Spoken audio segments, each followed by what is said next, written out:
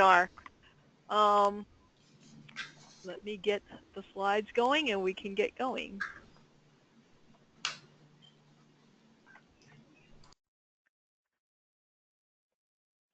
Okay, so these basically shows you my disclosures. I've received research grant funding from Sanofi, Merck, and Pfizer, but it's not going to impact anything that I'm going to discuss today.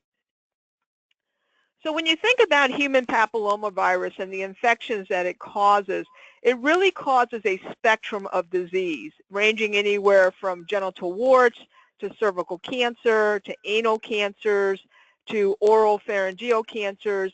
And then if you look on the lower right-hand edge of the slide, that's a gentleman in Indonesia who has an immune deficiency that does not allow him to clear human papillomavirus. And basically, the virus has gone out of control in this individual and has created these very large warty growths on his arms as well as his legs. So human papillomavirus can present in many different ways. If you look at human papillomavirus as a virus, we know that there have been about 100 different types that have been identified. 40 of these are known as anogenital or high-risk oncogenic types, the most common being 16, 18, and then 31, 33, and 35. We know that of all these high-risk types, they account for about 99% of all cervical cancers, with 16 and 18 accounting for about 70% of the cervical cancers worldwide. If you look at the low risk or non-oncogenic types, this includes types 6, 11, 40, 42, etc. And we know that of these types, HPV 6 and 11 are most often associated with external anogenital warts. Now, if you look at risk factors for HPV infection, we know that these risk factors do differ a little bit depending on whether you're a female or a male. So if you look at the risk factors for women, we know that acquiring the infection at a young age, the number of lifetime sexual partners, early age at first sexual intercourse, as well as smoking, oral contraceptive use, uncircumcised male partners, and then your male partner sexual behavior is going to influence and increase your risk for getting an HPV infection. If you look at males, we know that the most important risk factors include young age at the time of first sexual intercourse, lifetime number of sexual partners, being uncircumcised, and smoking. And when you think about HPV, this basically shows you the number of different conditions that HPV can be associated with. I think when most people think about HPV, they think about genital warts and cervical cancer. However, you can see there that HPV is also associated with vulvar and vaginal cancers, oral pharyngeal neoplasias, as well as recurrent respiratory papillomatosis and anogenital neoplasias, including neoplasias of both the anal area as well as the penis. So you can see that HPV can be associated with many different forms of cancers in many different body sites. And if you look at the estimated annual burden of HPV-related diagnoses here in the States, we know that about 80% of the population, both males and females, will acquire an HPV infection sometime in their lifetime. There are about 14 million new HPV infections that occur each year, and currently there are around 79 million individuals that have an active HPV infection. Each year we know that there are around 355,000 new cases of genital warts, an estimated 26,000 new cancers that are attributed to HPV, of which about 17,000 occur in women and 9,000 in men. We know that HPV-associated cervical cancer rates are highest among Hispanics, blacks, and American Indian or Alaskan Native women compared to whites. Vaginal cancers are more frequent among blacks, while vulvar cancers are more frequent among whites. And we know that HPV-associated anal cancers have been increasing substantially among both males and females. Now this shows you the estimated annual burden of HPV-related cancers here in the United States from 2014. And if you look at all the different cancers, you can see that there's a ratio there. So the top number represents the number of cases caused by HPV, and the bottom number is the total number of cancer cases for the various sites. And if you go down the graph, you can see that the vast majority of all these different types of cancers are being caused by HPV. And when you look at the percent of cancers that are being caused by the different HPV serotypes, we know that serotypes 6 and 11 cause about 90% of the genital warts, whereas types 16 and 18 cause 80% of the anal cancers, 75% of cervical cancers, somewhere between 40 and 50% of vulvar cancers, 70% of vaginal cancers, and 30 to 50% of penile cancers. We are also finding out that over 60% of head and neck cancers are being caused by HPV. And the thing to remember about HPV, especially when it comes to cervical cancer, is that it can take a very long time to develop. We know that the vast majority of individuals that are exposed to HPV will take care of the infection on their own and it'll disappear. However, for those individuals that do have problems with the infection, it takes on average about 10 years before these individuals will go on and develop invasive cancer. So what we're trying to do is trying to prevent things like this from occurring, and the best way to do this is by vaccinating individuals against HPV. If you look at genital warts, which is the more benign side of an HPV infection, we know that the number of office visits to private practice physicians in the United States between 1966 and 2014 has increased substantially. You can see that since about 2005, there has been a substantial increase or stepwise increase in the number of office visits to private practice physicians for the diagnosis and treatment of genital warts. And we know that in the United States, it's estimated that about 1% of the sexually active population between 15 and 49 years of age have external genital warts. The highest incidence of disease is being seen among men and women between 20 and 24 years of age. And the CDC estimates that there are around 355,000 new cases of genital warts that occur each year. These warts are highly contagious, and there's a very high risk of getting the infection from a single sexual contact with an infected person. But it's not only the physical presence of these warts. Genital warts carries with it a very high emotional and financial impact as you try to get rid of this infection. And we know that HPV serotypes 6 and 11 are responsible for over 90% of all the genital warts that are seen. Now, as mentioned before, anal cancer is a disease affecting both men and women that has been on the increase. And we know that males and females that have a genital HPV infection are at risk for anal cancers because HPV can spread from one area of the anal genital region to another. Anal intercourse significantly increases the risk of anal cancer. However, we know that anal cancers occur in heterosexual males as well as females.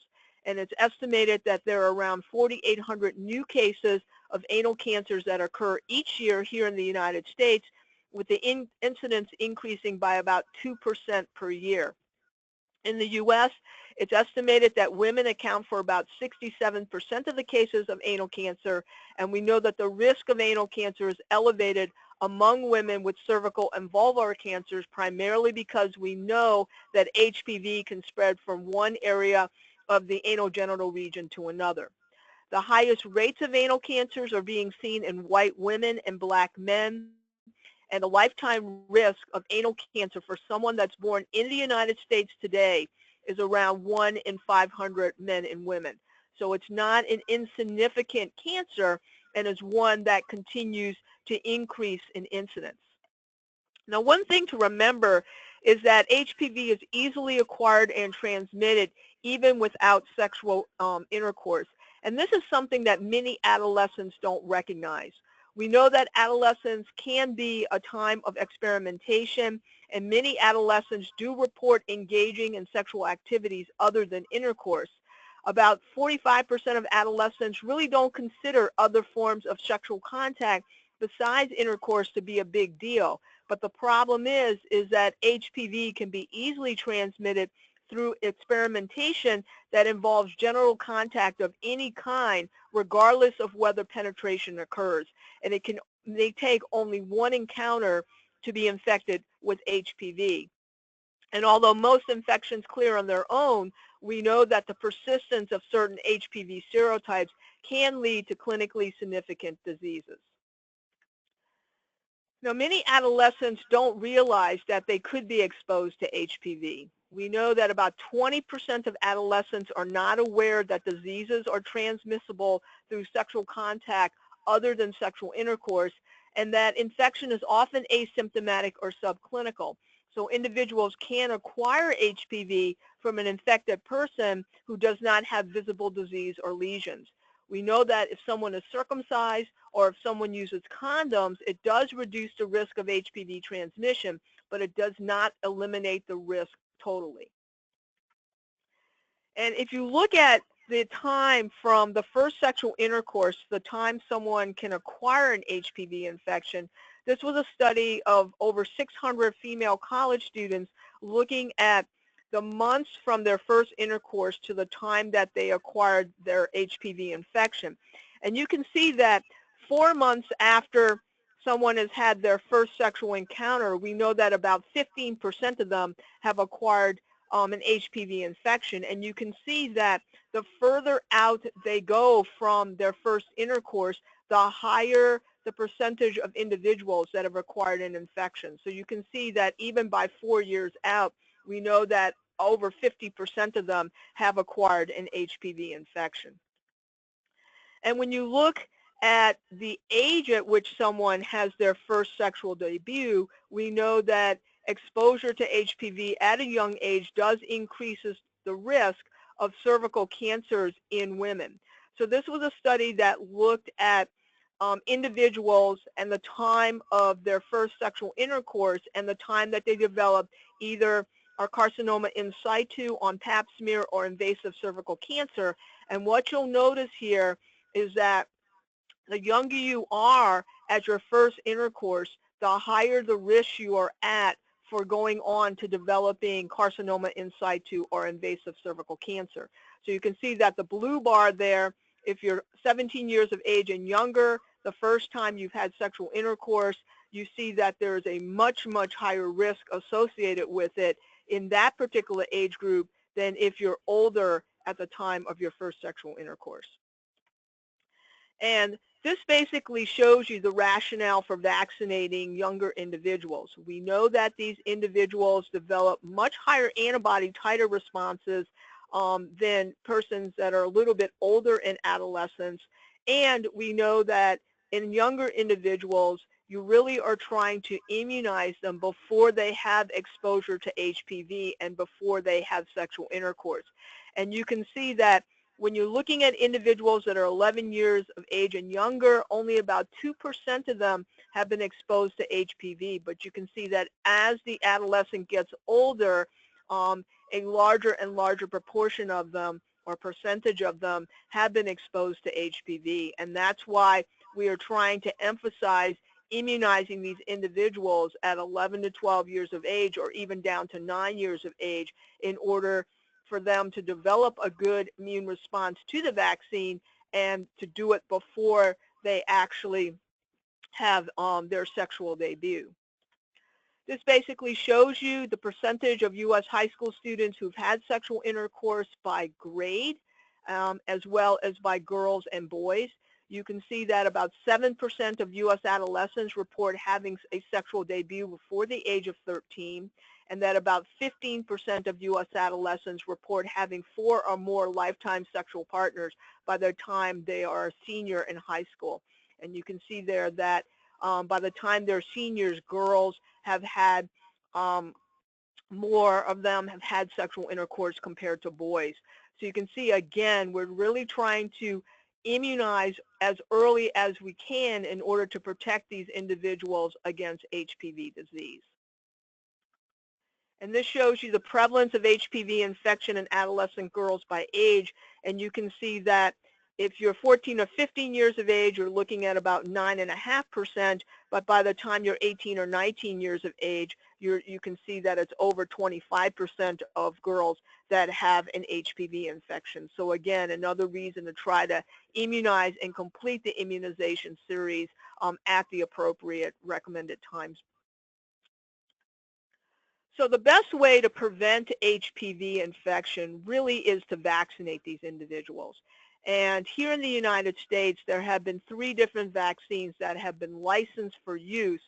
We know that HPV2 vaccine, or the Cervix vaccine, is not really on the market any longer. You can see that it only protected against cervical cancers and was only indicated for use in women. You can see that HPV4 and HPV9 actually protect not only against cervical cancers, but also vulvar and vaginal cancers, anal cancers, and protect against genital warts. You can see that they're both recommended for boys and girls, and HPV4 actually is being somewhat phased out here in the United States, with HPV9 being the predominant vaccine that is available.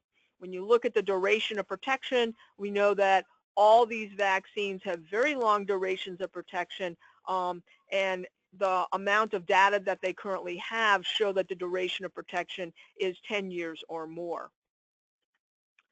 If you look at the vaccines themselves, the first vaccine that was licensed here in the United States was HPV4. It was licensed in 2006. It is a vaccine that is composed of HPV L1 protein that is expressed in yeast cells. It's a non-infectious virus-like particle vaccine, so it's not a live vaccine. And if you look at the indication for use in women, we know that it's indicated for females 9 through 26 years of age for the prevention of cervical, vulva, vaginal disease, as well as genital warts and anal cancers. And you can see that the efficacy of the vaccine is very, very high against all these different types of HPV cancers and infections that can occur, given as a 3-dose series at 0, 2, and 6 months, and the best time to administer is prior to the start of sexual activity. If you look at the use in males, HPV4 and 9 vaccines are licensed for use in males. For HPV4, it was licensed for use in males in 2009, indicated for males 9 through 26 years of age for the prevention of genital warts, anal and perianal cancers, as well as penile cancers. And again, you can see that it has actually a very good efficacy against genital warts and a fairly good efficacy against anal and perianal cancers, given as a 3-dose series at 0, 1 to 2, and 6 months. And again, the best time to administer it is prior to the start of sexual activity. HPV2 was a vaccine that was licensed in 2009. This is a little bit different vaccine in that it's composed of HPV L1 protein, but it is expressed in insect cells, creating non-infectious VLPs, or virus-like particles. It's not a live vaccine. Again, remember that this vaccine was only licensed for use in girls and women 10 through 25 years of age. It contained only 2 HPV serotypes, 16 and 18, and was only efficacious against cervical cancers or different forms of cervical cancers. It was given as a 3-dose series at 0, 1, and 6 months of age, and this vaccine has pretty much been taken off the U.S. market. And then HPV9 vaccine was licensed in 2014, contains the same 4 serotypes that are found in HPV4, but also contains 5 extra serotypes, including 31, 33, 45, 52, and 58. It is produced in the same manner as HPV4, so it is expressed in yeast cells, and it's indicated for use in both girls, women, boys, and men. In women, it's indicated for females 9 through 26 years of age, and in males between 9 through 21 years of age for the prevention of HPV serotypes that cause cervical, vulva, vaginal, and anal cancers. You can see the efficacy there is very, very high. It also is indicated for protection against genital warts, cervical and cervical cancers, vulva and vaginal cancers, and you can see that the different grades of these cancers. The efficacy is very, very high, anywhere from 98 to 100%. It's also indicated for protection against anal epithelial neoplasias, all different grades, and the efficacy is around 80%. So it actually is very, very efficacious in preventing these types of cancers from occurring in those individuals that have been vaccinated, given as a 3-dose series at 0, 2, and 6 months. Now this basically shows you the HPV type that causes the different cancers here in the United States. And what you can see is that HPV 4 basically is in the red bar there. And you can see that with the addition of the serotypes contained in HPV9, so it's the yellow bar there, you can see that for many cancers, you are looking at covering 80% or more of the cancers that are being caused by these different HPV serotypes contained in the vaccines.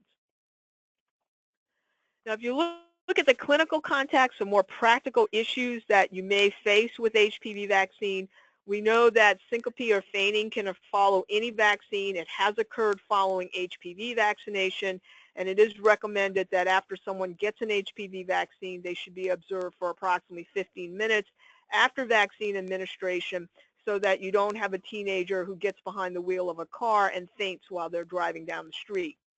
We know that injection site reactions have occurred more commonly after HPV9 administration, and that these vaccines are not recommended during pregnancy, but if the vaccine recipient becomes pregnant, you should basically give the rest of the doses of the vaccine until she has delivered her infant. Pregnancy testing, however, is not recommended before starting the immunization series, and HPV vaccine can be administered when a patient is immunocompromised because of disease or medication, or when a patient is breastfeeding. Now, we know that HPV vaccines have not been shown to protect against diseases due to non-HPV serotypes. We know that HPV vaccine can be administered when a female patient has an abnormal or equivocal pap smear, but the vaccination does not substitute for routine cervical cancer screening. And these individuals should continue to undergo screening per the recommendations. We also know that if HPV vaccine doses are given after a shorter interval than recommended between the doses, that dose needs to be repeated. If the interval is longer, you just continue with the series, but if the interval between the doses is shorter than what's recommended, you need to repeat that dose. And whenever feasible, the same HPV vaccine should be used for the entire series. However, immunization should not be deferred if an alternative vaccine is available. So for those individuals that started their vaccine series with HPV4, you would just complete it with HPV9, given that HPV4, for the most part, is probably not available in most places any longer. We know that any of the HPV vaccines are recommended for females between 9 through 26 years of age who have not been immunized or who have not completed the series, and either HPV4 or HPV9 can be used for the immunization of males 9 through 21 years of age who have not been immunized or who have not completed the series, but men who have sex with men and people who are immunocompromised, including HIV-infected individuals, can receive the vaccine through 26 years of age. If you look at HPV vaccine efficacy, we know these vaccines are over 95% effective for the prevention of cervical precancers and cancers due to vaccine serotypes. They have a very high efficacy among those females who have no evidence of infection with HPV vaccine types, and there's no evidence that the vaccines have efficacy against pre-existing disease or infection. So these are non-therapeutic vaccines. You don't use the vaccines to treat somebody for an HPV infection. And we know that infection with one HPV type does not diminish the efficacy of the vaccines against other vaccine HPV types. This basically shows you the precautions and contraindications for using an HPV vaccine. So the contraindications are almost the same for all the HPV vaccines, regardless of which one you're using. We know that a history of severe allergic reaction, which is defined as anaphylaxis, to any component of a vaccine or a prior dose is an absolute contraindication to getting a subsequent dose. For HPV4 and HPV9, since they are produced in yeast cells, anyone who has severe allergic reactions to yeast basically should not be receiving these vaccines. And for HPV2, because there is some natural latex protein associated with the production and the packaging of this particular vaccine, anyone who has severe allergic reactions to natural latex protein should not receive this vaccine. We know that most reported cases of anaphylaxis occurred following the first dose in the HPV vaccine series. So most of the time, if someone tolerates the first dose, subsequent doses are fine. If you look at precautions for using the vaccine, we know that hypersensitivity reactions defined as bronchospasm, urticaria, angioedema, generalized rash, or erythema multiforme is a precaution to receiving another dose. And these individuals, you may want to pre-medicate them with a dose of Benadryl before giving them another dose of the vaccine. And as mentioned, HPV2, if you have a hypersensitivity to natural latex protein, basically this is a precaution for using this particular vaccine. Also, another precaution is syncope associated with tonic-clonic movements and other seizure-like activities. You should probably get that seizure activity under control and have a workup to get a better understanding of what caused the seizure before giving these individuals another dose of vaccine. So has this vaccine had an impact since it's been released? And these next several slides are basically going to look at the impact that HPV vaccine has had on genital warts as well as cervical abnormalities. So this basically is a study that was performed in New Zealand that looked at the impact of HPV vaccine on genital warts diagnosis. So we know in 2008, HPV4 vaccine was introduced into the National Immunization Program in New Zealand for girls 13 years of age with a catch-up program for young women. The objective of the study was to compare rates of diagnosis of genital warts pre-vaccine versus post-vaccine as an indicator of the population response to the vaccine. There were 40,700 new patients that presented to the Auckland Sexual Health Service between 2007 and 2010, of which a little bit over 3,100 of them, or 7.7% of them, had genital warts. And when you look at the overall rate of genital wart diagnosis in 2007, it was 9.2% versus 6.6% in the first 6 months of 2010. So HPV vaccine definitely was having an impact on the rate of genital wart diagnosis that occurred pre-vaccine versus post-vaccine. And then in a subgroup of those individuals under age 20 years, we know that the rate in males of genital warts decreased from 11.5% to 6.9%, and the rate in females decreased from 13.7% to 5.1%. So HPV4 vaccine in this population definitely had a major impact on the number of cases of genital warts that occurred. A similar type of study was done in Australia, again looking at the incidence of genital warts occurring in young women after the introduction of HPV4 into the National Immunization Program. So in this particular study, free HPV4 vaccine was provided to girls and young women between 12 and 26 years of age, starting from mid-2007. And we know that by 2009, about 65% of the females had received the complete doses of HPV vaccine. The aim of this study also was to identify trends in the diagnosis of genital warts between 2004 and 2009. So you're looking at before the vaccine and then after the vaccine. And of 112,000 patients attending a sexual health clinic, we know that about 9,800 or 9% had genital warts. And when they looked at the incidence after introduction of the vaccine, we know that there was about a 60% reduction in genital warts in females less than 26 years of age and almost a 30% reduction in heterosexual males.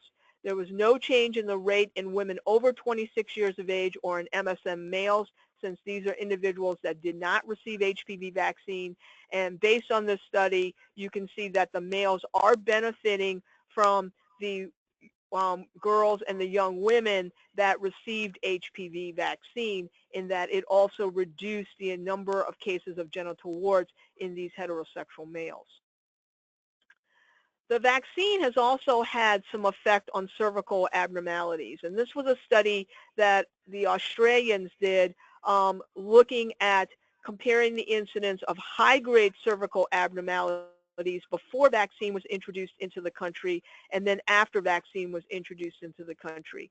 And they defined high-grade cervical abnormalities as CIN2 or greater, or adenocarcinoma in situ. So in Victoria, Australia, 79%, there was a 79% 3-dose HPV4 coverage that occurred in high school freshmen, so all of these are women. There was a significant reduction in the incidence of high-grade cervical abnormalities that was observed in girls younger than 18 years of age, going from about 0.85% to 0.2% with a very significant p-value. There was no decline seen in the incidence of low-grade abnormalities or in the older age groups.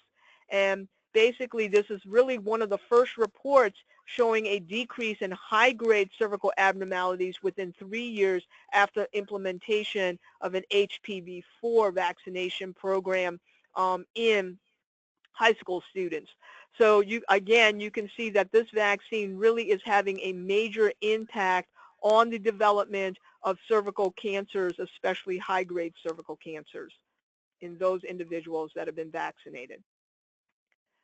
The other thing which has been very interesting is looking at the reduction in the risk of infections in teenagers who have received HPV vaccine. And this was a study that was actually performed here in the United States by the CDC to analyze changes in HPV prevalence over time using data from the National Health and Nutrition Examination Survey, or NHANES. What they did was they compared HPV prevalence in females aged 15 to 59 years of age before the start of the vaccination program, so between 2003 and 2006, to the first 4 years after the vaccine was introduced in this country, which was between 2007 and 2010. And what they found was that among teenagers aged 14 to 19 years of age, vaccine-type HPV prevalence decreased from 56% to 11.5%, down to decreased 56% from 11.5% to 5.1%, which is a really significant decrease in the prevalence of vaccine-type HPV that was found in these teenagers. We know that vaccine effectiveness for protection against infection after at least one vaccine dose was estimated to be at around 82%.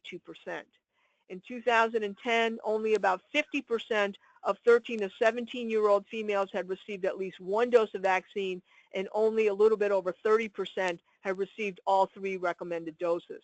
So when the study was done, it was estimated that there were 50,000 females that would develop cancer that could have been prevented if 80% of these females were vaccinated with HPV vaccine. So again, we're seeing that this vaccine is having major impacts on decreasing not only the number of infections caused by HPV serotypes contained in the vaccine, but also the development of cancers that are associated with these vaccine serotypes. A very interesting study that has recently been released is looking at HPV vaccine and reduction in oral infections. So this was data from the NHANES from 2011 to 2014, looking at responses from 2,627 young adults aged 18 to 33 years of age as to whether or not they had received 1 or more doses of HPV vaccine. And we know that since 2009, researchers have been collaborating with the NHANES survey to study oral HPV infections by collecting and analyzing oral rinse samples collected at different mobile health facilities all across the country. What they did was they compared the prevalence of an oral HPV infection caused by serotypes 6, 11, 16, and 18 in those individuals who received one or more doses of HPV vaccine to those who did not receive any HPV vaccine.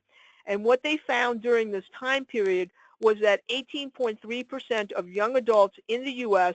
reported receiving one or more doses of HPV vaccine by age 26 years, with vaccination, not surprisingly, being more common in women versus men. And what they found was that the prevalence of vaccine-type infection was 88% lower in the vaccinated group versus those persons that had not been vaccinated. And this is both in men and women. And when comparing vaccinated to unvaccinated men, there were no infections detected in the vaccinated male population. So again, we're seeing that the vaccine is having major impact on the prevention of HPV oral infections and the risk of these infections going on to oropharyngeal cancers. So how are we doing with regards to our HPV vaccination rates in the adolescent population? So you can see here that significant progress really needs to be made in order for us to meet the Healthy People 2020 goal of an 80% vaccination rate for both males and females. You can see that the vaccination rate in females and males have really kind of grown very, very slowly. And in the female population, from 2013 onwards, you can see that the increase has been very, very small. In 2015, it's estimated that around 42% of females and 28% of males had received all 3 doses of HPV vaccine. And remember, the vaccine has been out for females since 2006 and for males since 2009. And you can see that the rates of vaccination continue to remain under 50%. So it continues to be quite low. If you look at the nation as a whole, we know that national coverage in females for 1 or more doses of HPV vaccine is around 63%. For 2 doses, it's around 52%. And as I mentioned, for 3 doses, it's around 42%.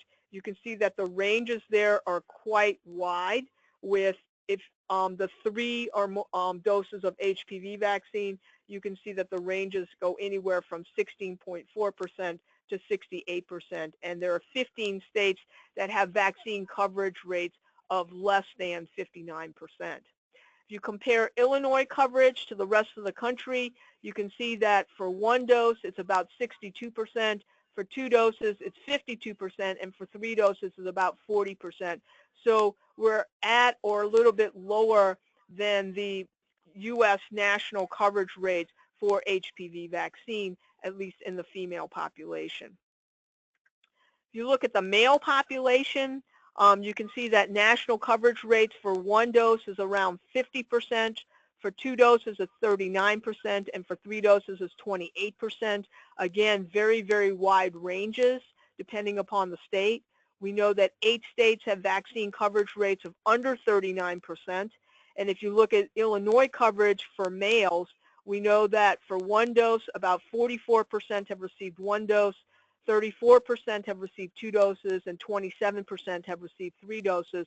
So for the male population, we're actually less than what the national coverage rate is, and we really need to sort of improve upon that. If you look in the Chicago area, for both males and females 13 to 17 years of age, for those receiving 1 dose, we know that about 71% of females have received 1 dose, 68% of males have received 1 dose. But if you look at the 3-dose series and completion of the 3-dose series, only about 48% of females and 42% of males have received 3 doses. So we are above the national average for males and females in terms of 1 dose as well as 3 doses. And if you look at some of the reasons why adolescents are not getting vaccinated, this was a study that was actually performed by the CDC looking at the 5 top reasons that parents are not giving HPV vaccination to their adolescents. And the reasons really differ a little bit depending upon whether you're the parent of a girl or you're a parent of a boy. So if you look at parents of girls, the top reason that they did not give HPV vaccine to their adolescents is that they didn't know about the vaccine, or they did not know about HPV. Some of them felt that the vaccine was not needed or necessary, and then some of them had some concerns about side effects profiles, as well as safety concerns. Also, about 13% said, well, the school doesn't recommend it and nobody's recommended it to me, so I'm not going to vaccinate my individuals.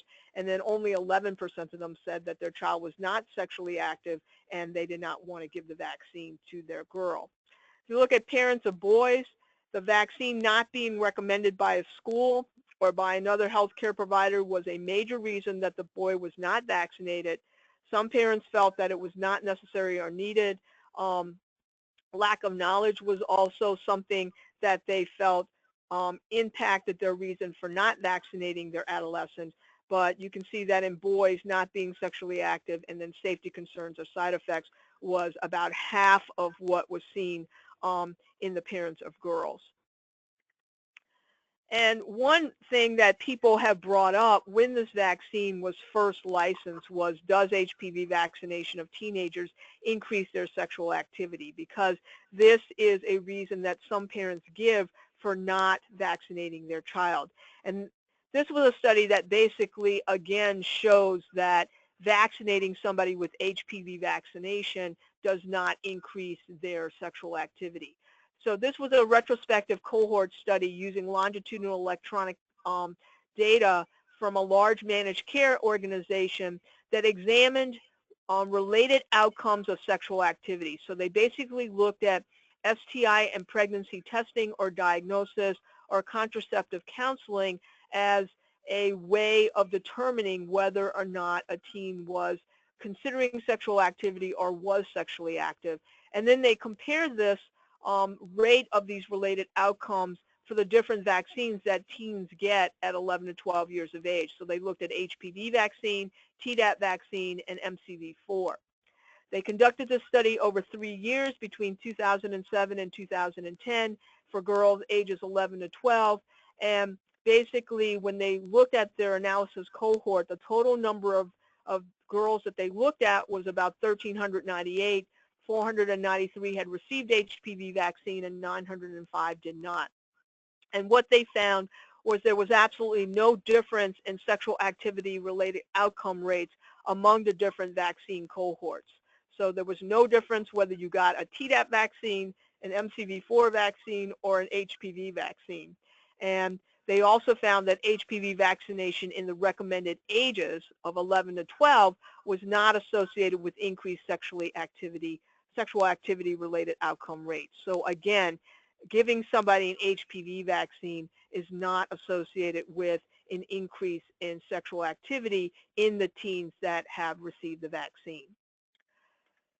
So we have really been struggling over the last 5 years to really increase our HPV vaccination rates among adolescents. And there have been a number of reasons that have been cited for the low vaccination rates. And there have been a number of strategies that have been put forth to try to increase HPV vaccination rates in adolescents. One of the major things that should not happen is that providers should not single out HPV as a special vaccine. This was a major issue when the vaccine was first licensed, and it continues to be a problem today. Really, providers should provide very strong, clear recommendations to parents and patients. They should say that there are 3 vaccines in the adolescent vaccine platform that are given at 11 to 12 years of age, and all these vaccines should be given at the same visit and should be recommended equally. So, for example, providers should say that there are 3 vaccinations that you will need to receive today, and this would be Tdap, HPV, and meningococcal vaccines. Appointments for the next dose of HPV vaccine should be scheduled at the time that they're getting the first dose. And one thing that providers really should stress is that HPV is an anti-cancer vaccine. Multiple studies have now shown that HPV does prevent cervical cancers as well as anal cancers and oropharyngeal cancers. And this is something that really should be emphasized, very much like hepatitis B is an anti-cancer vaccine, HPV is an anti-cancer vaccine. We know that both insured and uninsured individuals can receive the vaccine, and that opportunities for vaccination should be taken regardless of what the person is coming into the doctor for, whether it's a camp or a sports physical or a medical visit for another reason. A person's immunization record should be just looked at, and if the person needs a vaccine, they should be given the vaccine at that particular visit.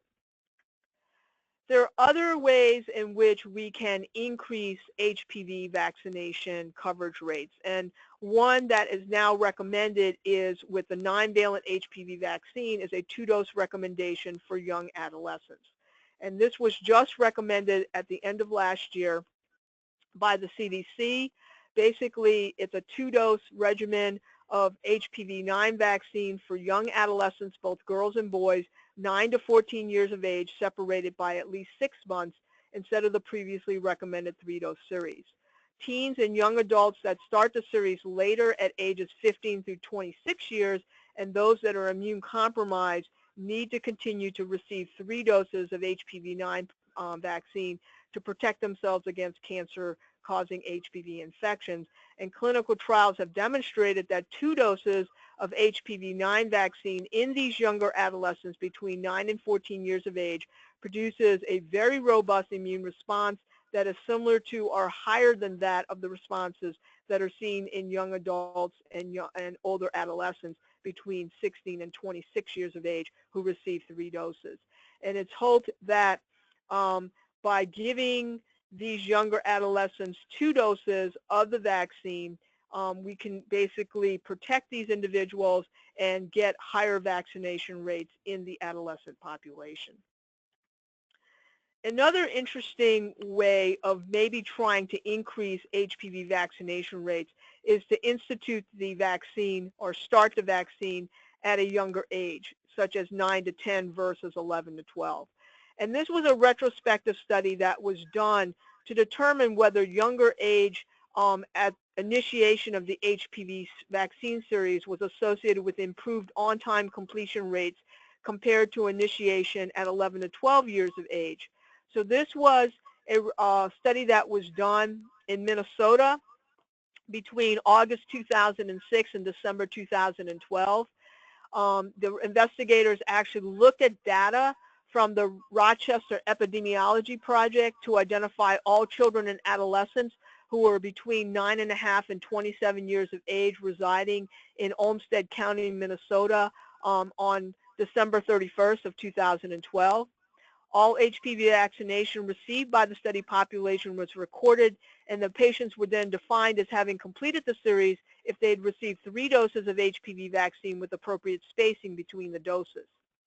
There were over 36,000 children and adolescents that were identified, of which 11,500 or 32% had received at least 1 dose of HPV vaccine, and 6,900 or 19% that had received all 3 doses appropriately versus 9,200 or 26% who had completed a 2-dose series of the vaccine appropriately.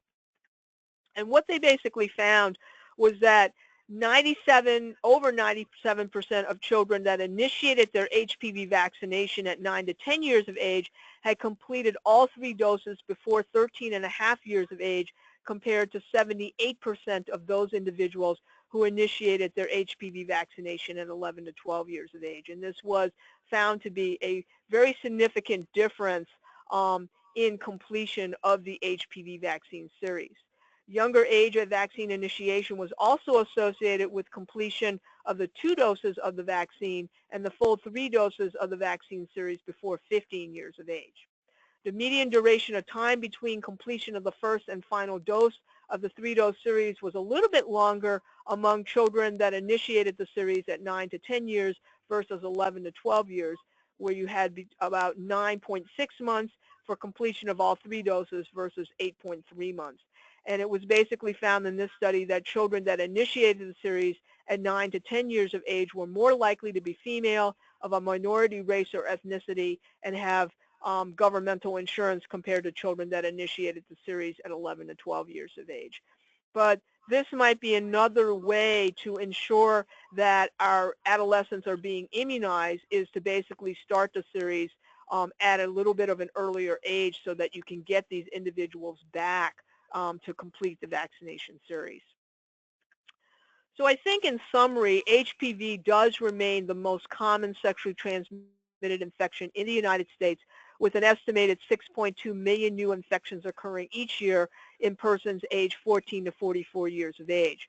But when you look at the new infections, we know that 75% of them occur among persons 15 to 24 years of age. As you've seen, infections can result in a number of different conditions, ranging from genital warts to anogenital cancers, including cervical, penile, and anal cancers, as well as oropharyngeal cancers. And we know that HPV vaccine is very effective in the prevention of these conditions and is routinely recommended for use in females and males aged 9 to 26 years of age. We continue to have a problem with low vaccination rates in our adolescent population, and we need to basically implement strategies to try and increase these vaccination rates, because we know that increasing the vaccination rates in both the female and the male population is going to be critical in trying to control the amount of disease that is currently being seen. And with that, I thank everybody for your attention, and I would be very happy to answer any questions that you may have. Okay, thank you so much for that, Dr. Tan. It looks like we have about 2 questions right now, and just want to remind everyone else that if you do have any questions, enter them in on the right-hand side of the screen, and then I'll read them aloud. And then, so the first question, Dr. Tan, is, so why does the government not make this vaccine mandatory like other vaccines? That is a great question, and there have been a number of states that have tried to make this vaccine mandatory, and it has failed miserably, primarily because many parents are saying that it is their decision to give the vaccine to their individuals, and there's still a lot of misconception out there that the use of this vaccine basically influences teens to become more sexually active. And so there are parents that really sort of feel like this infringes on their right, and they don't want to use this. They don't want the government telling them what to do. Okay, and then the next question is, do you feel we should still give 3 doses? I feel you should give 3 doses in older adolescents. Now, obviously, if you have a younger adolescent and you've already started the series and they're going to get their third dose, you can go ahead and finish that. But if you start the series at 9 or 10 or 11 and the adolescent is between 9 and 14 years of age, they can get 2 doses, and it's just as effective as if you would give them 3 doses. Okay, looks like that is it for the questions. So if anybody still does have any questions, you can enter them in, but I'll go ahead and just start going over just the stuff for future reference. So I want everyone to know that we do have one upcoming webinar. We're in the process of scheduling more, but the next webinar that is scheduled already is the one on Thursday, July 13th, and it's on the business side of vaccines, and you can register for it through that link. And then, of course, just to reiterate that everyone will receive a copy of the PowerPoint slides, a link to complete the evaluation, and a link to the recording of the webinar, and that you have to complete the evaluation by June 19th. After that date, I will close the evaluation and you won't be able to receive it. You won't be able to fill it out anymore, which means that you won't be able to get your CE certificate if you don't fill it out. And then by July 3rd, you will receive your certificate. So thank you once again to Dr. Tan for the wonderful presentation, and to everyone for joining us on today's webinar. And we hope that many of you will join us for our future webinars. So thank you so much again, Dr. Tan. That was a lot of information. It was all very, very useful. Thank you. Okay, thanks everyone.